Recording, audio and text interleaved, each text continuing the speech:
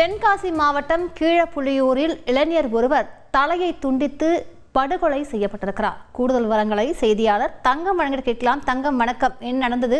அவர் எதற்காக கொலை செய்யப்பட்டிருக்கிறார்? அந்த கொலை உண்ட நபர் தொடர்பான கூடுதல் விவரங்களை பதிவு பண்ணுங்க தங்கம்.